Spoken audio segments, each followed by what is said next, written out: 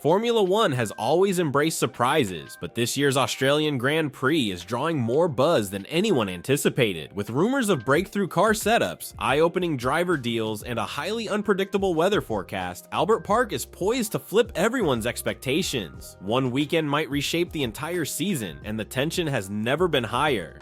Red Bull's reign seems certain to continue after last season, especially with Max Verstappen's near-flawless performances. Yet speculation is rife that Ferrari's SF25 has found new life through recent simulator tweaks, targeting the weak spots Red Bull believed no rival could exploit. Insiders suggest Ferrari's improvements focus on corner entry stability, an area where Red Bull has historically excelled. Meanwhile, Ferrari appears confident that their simulator data now correlates perfectly with real-world conditions, a potential game changer if it holds true on race day. Still, not everyone believes in Ferrari's sudden leap. Skeptics argue Red Bull remains unassailable, pointing to Verstappen's track record on low-grip circuits and the team's habit of sandbagging in practice sessions. Others whisper Mercedes could shock the field, having quietly integrated new aerodynamic pieces to rectify prior tire degradation woes. The result is a three-way mind game as each contender claims an edge, daring the rest to match them when the lights go out at Albert Park. McLaren sent shockwaves through the paddock by sealing Oscar Piastri into a multi-year deal rumored to rival or even exceed Lando Norris's salary. Critics question whether a rookie deserves that kind of cash, but team insiders see it as a bold investment in future championships. Piastri's junior record suggests he's no ordinary newcomer. His pace, racecraft, and adaptability set him apart, prompting McLaren to lock him in for the long haul. The timing couldn't have been more dramatic. Announcing this just before Piastri's home race has ignited local excitement and possibly unsettled potential suitors like Red Bull. Helmut Marko famously praised Piastri's talent, hinting he'd always keep an eye on promising young drivers. By finalizing this deal, McLaren seems to have cut off any rival's hopes of poaching him. Now, the biggest question is whether Piastri and Norris can coexist harmoniously when each expects top-tier support and top-tier results. Melbourne's climate is known for mood swings, and this weekend is no exception. Forecasters predict a blistering Saturday where teams will likely run minimal cooling to chase raw qualifying speed. But by Sunday, thunderstorms could roll in, shattering any sense of stability. That 1-2 punch of heat, followed by potential downpours, has engineers scrambling to decide whether to tune for the dry or prepare for the wet. Such shifting conditions often benefit teams that thrive on quick strategy calls, and it's usually the mid-pack contenders that capitalize on big team errors. One mistimed pit stop or ill-chosen tire compound can hand surprising podiums to squads like Alpine or Alfa Romeo. Even a front-runner can tumble down the order if they can't adapt fast enough. While fans love the unpredictability, the teams know these storms can make or break their season in a single afternoon.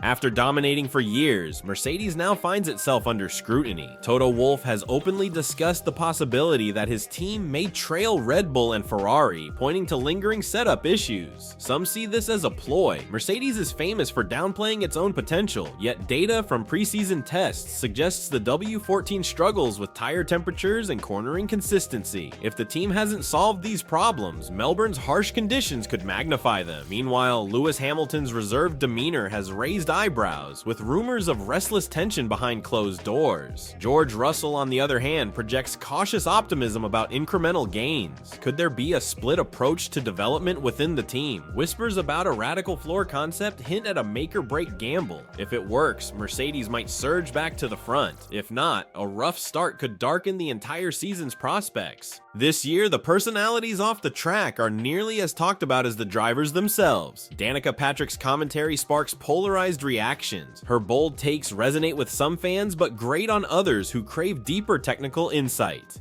Nico Rosberg's blunt critiques continue to trigger debates, which only seem to boost viewership. Meanwhile, Martin Brundle's grid walks remain a perennial highlight thanks to spontaneous interviews that can instantly go viral. In parallel, fan-driven YouTube channels and social media outlets rapidly dissect every rumor, fueling around-the-clock chatter. These independent voices are often faster to break stories than traditional broadcasts, bringing fresh perspectives that hardcore enthusiasts find addictive. The result is an F1 ecosystem that's broader and louder than ever. Between mainstream pundits and grassroots analysts, viewers can't escape the non-stop talk, and most wouldn't have it any other way.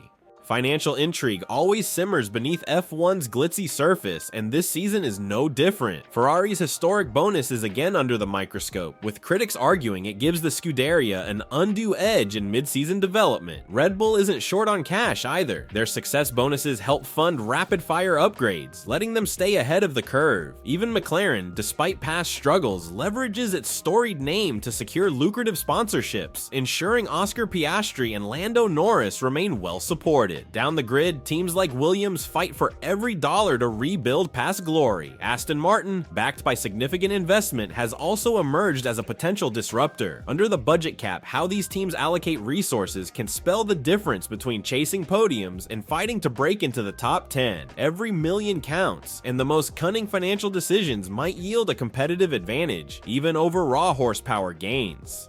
Rumors persist that Max Verstappen's contract includes performance clauses allowing him to depart if Red Bull's competitiveness falters. Helmut Marko, ever the kingmaker behind the scenes, subtly reminds everyone that staying at the pinnacle is the only way to keep the reigning champion satisfied. With Sergio Perez no longer in the picture, the spotlight now falls on Liam Lawson, a rising talent whose promotion shocked some fans but delighted others who've tracked his rapid climb through the junior ranks. Lawson's arrival instantly alters the team dynamic. Despite having less F1 experience than Perez, he inherits enormous expectations, hold his own against Verstappen, seamlessly integrate with Red Bull's aggressive development ethos, and deliver results worthy of a top-tier seat. Helmut Marko is known for giving young drivers limited time to prove their worth, which means Lawson has little margin for error. One misjudged move could reignite speculation about alternate candidates waiting in the wings. Even so, Red Bull thrives under scrutiny. Their culture of relentless progress has forged a formidable outfit, but it also breeds tension if results dip. A single subpar weekend can trigger whispers of driver changes or radical technical overhauls. For now, the team exudes confidence, pointing to promising simulator data and the proven synergy between Verstappen's driving style and their constantly evolving chassis. However, if cracks appear in Melbourne, especially with a rookie in the second seat, those cracks could widen dramatically under the glare of a championship campaign. In some ways, Lawson's presence serves as both an opportunity and a potential flashpoint. Should he exceed expectations, Red Bull gains a strong, youthful pairing that could dominate the grid for years. But if he falters, questions will arise about the team's decision to fast-track him over more established names. Meanwhile, Verstappen's focus remains unwavering. He demands a winning car, consistent team support, and a partner who won't derail his title ambitions. Whether Red Bull can satisfy all these demands may well define the narrative of this season and Liam Lawson's future in Formula One. This Australian Grand Prix is more than just a race. It's a cauldron of shifting allegiances, high-stakes contracts, and unpredictable conditions. From Piastri's hefty new deal and Ferrari's rumored breakthroughs to Red Bull's delicate balance with Verstappen and Perez, each storyline has the potential to redefine the season. As the lights go out in Melbourne, expect surprises that could echo for months to come. Sometimes all it takes is one weekend to upend the entire championship narrative.